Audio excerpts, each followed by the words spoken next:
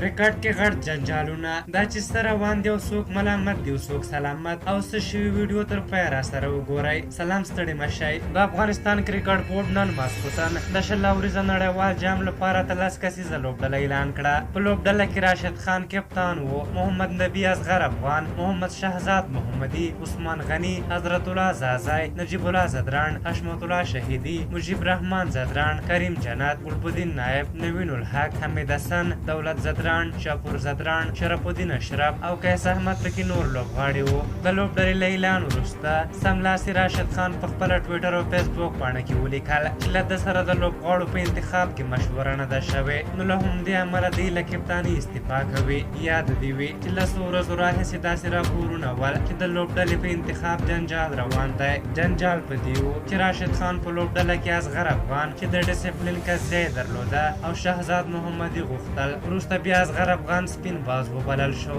لګېدلي تورونه پرې رد شول. قضیه یې پای ته ورسېده. د یو شهزاد دواړه لوبډله کې واخیستل شول. خو راشد یوازې دا نه غوښتل بلکې دا یې هم غوښتل چې ځینې لوبغاړي وانخیستل شي چې د ځینو راپورونو له مخې چې اشاره یې ګلبدین نایب او حشمت الله شهیدي ته وه. په هر حال د لوبډلې له اعلان وروسته راشد استعفا ورکړه. کرکټ بورډ هم سمدستي وویل چې د راشد استعفا مني او محمد نبی لوبډل مشر اعلان کړ. دا چې دومره ژر هر څه وشول داسې ښکاري چې کرکټ بورډ له وړاندې امادګي لرله او په دې پوه و چې راشد کپتاني نه کوي. نو راتلونکي نړیوال جام کې به د افغانستان د لوبډلې کپتان محمد نبی وي او په سکواډ کې هم بل کوم تغییر نه دی راغلی. خلکو دې موضوع ته سخت غبرګون ښودلی او ویلي دي چې د ځینو لوبغاړو د نخرو له امله یې له کرکټه زړه تور شوی. په هر حال په سکواډ کې بیا زیاتره زاړه لوبغاړي اخیستل شوي. د حمید حسن او شاپور زدران په سلیکشن باندې بیا نیوکې زیاتې وې. بله نیوکه بیا دا وه چې د لوبغاړو تعداد بیخي زیات دی. 18 کسیزه لوبډله ده چې له دې څخه بیا د 11 کسیزه لوبډلې انتخابول